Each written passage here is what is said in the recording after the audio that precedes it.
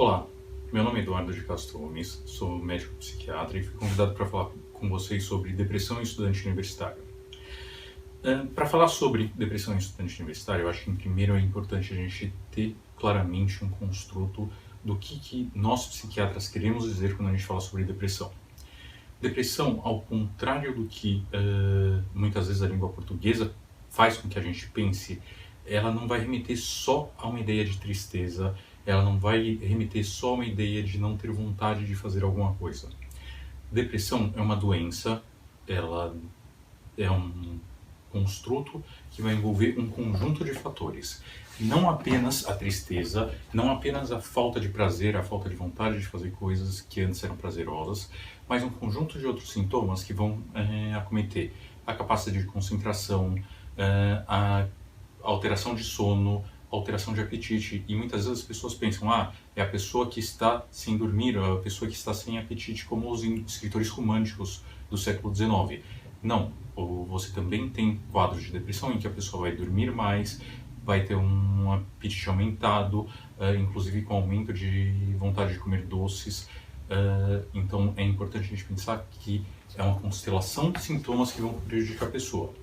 Nessa constelação de sintomas, a gente pode ter desde sintomas que são mais associados à depressão, como um aumento da autocrítica, pensamentos de morte, que podem ser pensamentos de morte, como por exemplo, eu gostaria de morrer, se eu morresse eu pararia de sofrer do jeito que eu estou sofrendo. Eu posso ter uma ideação suicida, então, eu poderia fazer alguma coisa contra a minha vida para abreviar esse sofrimento. Eu posso ter um planejamento suicida, então vou fazer alguma coisa e esse planejamento vou fazer isso, isso, isso e aquilo. Esse planejamento ele pode ser mais estruturado ou pode ser mais frouxo e você pode ter uma tentativa de suicídio. Além disso, a gente tem o aumento da autocrítica, tem uma dificuldade, uma lentificação ou um aumento da psicomotricidade e, apesar de todos esses sintomas não necessariamente estarem presentes ao mesmo tempo, você precisa que um conjunto deles esteja presente ao mesmo tempo. Para fazer o diagnóstico de um episódio depressivo, você precisa passar uma avaliação num profissional que tenha capacitação para esse diagnóstico, e o tratamento de depressão ele pode ser feito de maneira farmacológica ou não farmacológica. O tratamento farmacológico vai ser principalmente tratamento baseado com antidepressivos. O tratamento não farmacológico vai envolver atividade física, vai envolver psicoterapia, vai envolver meditação, vai envolver um conjunto de outras ações que não são só o antidepressivo, ao contrário do que muitas pessoas muitas vezes pensam. Mas, Eduardo, por que então a gente vai falar de depressão e o estudante universitário? Porque a gente tem um conjunto de particularidades que estão associadas ao estudante universitário. Primeiro, uma questão de frequência. A gente tem poucos estudos com estudantes universitários na graduação e na pós-graduação. A gente tem um conjunto maior de estudos com depressão para estudantes de medicina. E a gente sabe que estudantes de medicina têm um risco muito maior de desenvolver depressão do que a população que não é estudante de medicina.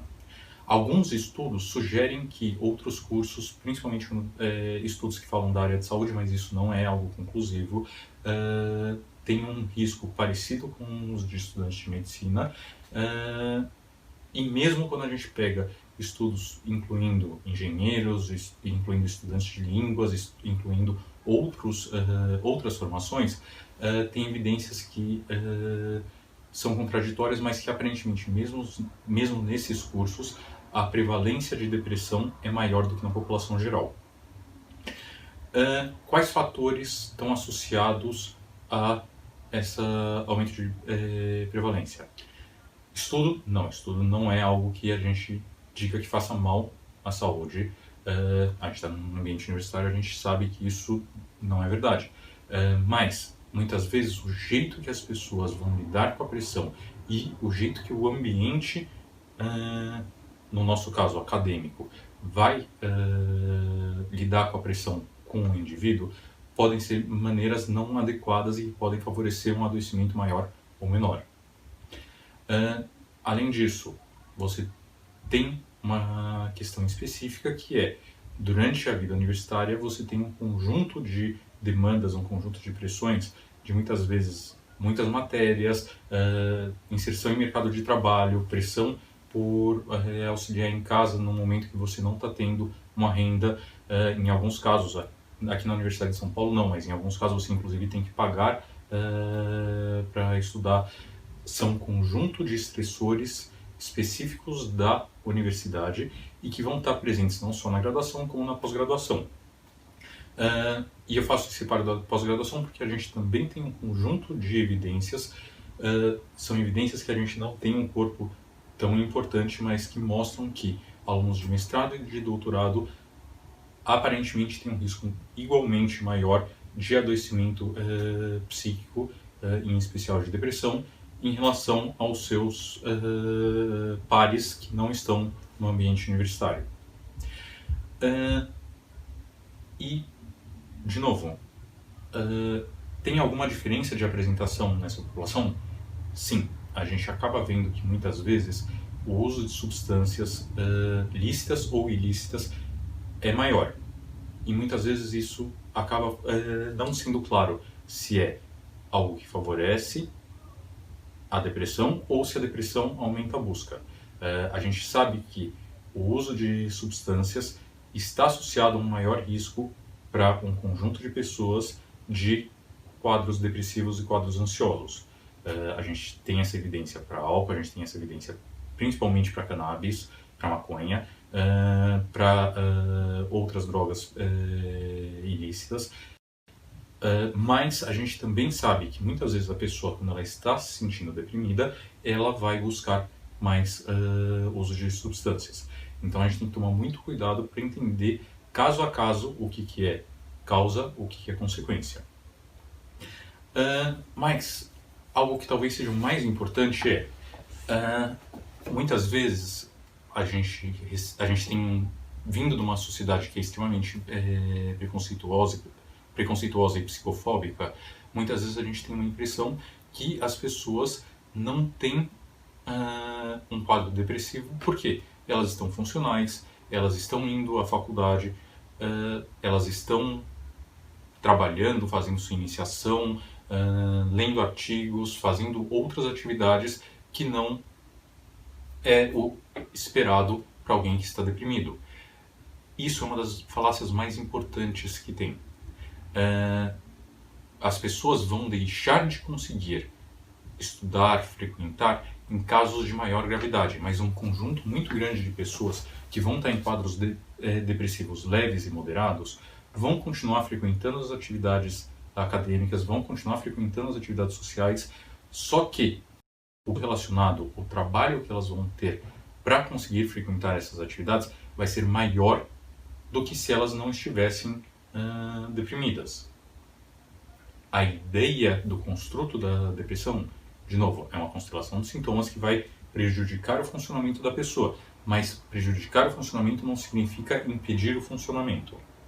Então, a energia, a capacidade da pessoa de ser aprovada na matéria, dela ter um desempenho adequado, dela aproveitar o convívio social, dela aproveitar as oportunidades que ela vai ter para crescimento pessoal, vai ficar menor no momento que ela está deprimida. Então, é muito importante que a gente tenha sempre em mente que a ausência de funcionalidade não significa que a pessoa não está doente. A pessoa pode ainda ter um diagnóstico depressivo, mesmo tendo funcional. E, junto com isso, caminha uma questão importante. Qual que é o objetivo do tratamento? O tratamento, ao contrário do que muitas vezes as pessoas acham, não é que eu volte a ter um funcionamento social, volte a ter um funcionamento acadêmico. O objetivo do tratamento é o que a gente chama de remissão total dos sintomas. Em português, o que eu quero dizer quando eu falo isso? Significa que eu volte a ter um funcionamento igual ao que eu tinha antes de adoecer. Eu deixo de apresentar aqueles sintomas que remetem ao meu adoecimento e passe a me sentir bem, a não apresentar os sintomas que eu tinha antes. Então, Não basta que a pessoa dê vontade de tirar a própria vida dela, não basta que a pessoa deixe de se sentir triste a maior parte do tempo. O objetivo é que a gente consiga fazer com que ela volte a se sentir como ela se sentia antes de adoecer. Não só é importante a gente ter o foco nisso, como é importante a gente ter o foco que o tratamento, a gente não pode pensar num tratamento de curto prazo quando a gente pensa em transtornos mentais. Quando a gente pensa no tratamento de transtornos mentais, a gente tem que levar em conta que neurônios são células que, quando se dividem em ciclos muito longos. São células que têm um funcionamento para mudanças estruturais mais lento. Então, o tempo para resposta ao tratamento com antidepressivo é um tempo mais curto. Ele vai demorar 2 a 3 semanas para começar a experimentar uma resposta terapêutica. Nas primeiras 2 a 3 semanas, a pessoa vai experimentar principalmente efeitos colaterais. Principais deles, um pouco de náusea para algumas pessoas podem ter cefaleia, algumas pessoas podem ter diminuição da libido, podem ter alteração de sono. Isso vai depender de medicação para medicação e isso tem que ser discutido com o profissional que está prescrevendo a medicação caso a caso. Depois de 2 a 3 semanas, a gente vai começar a ter uma resposta. Quando a gente pensa nas outras modalidades de tratamento, a gente sabe que o começo da resposta ao tratamento é mais lento ainda. Então é importante a gente ter em mente que se a gente tem uma demora para ter essa resposta, a gente tem que pensar também que uma vez consolidada a melhora, uma vez que a pessoa está em remissão total dos sintomas, a gente precisa pensar em um tempo longo de manutenção dos tratamentos. E aí dos tratamentos antidepressivo, os tratamentos psicoterapia, atividade física, permanecendo lá para que os neurônios consigam, entre aspas, aprender a funcionar novamente do jeito não patológico. Então é importante que a pessoa continue no tratamento, fazendo as atividades, tomando as medicações que fizeram ela ficar bem durante um período de pelo menos 6 meses, depois que ela está bem, para que a gente possa diminuir a chance da pessoa voltar a ter um episódio depressivo no futuro.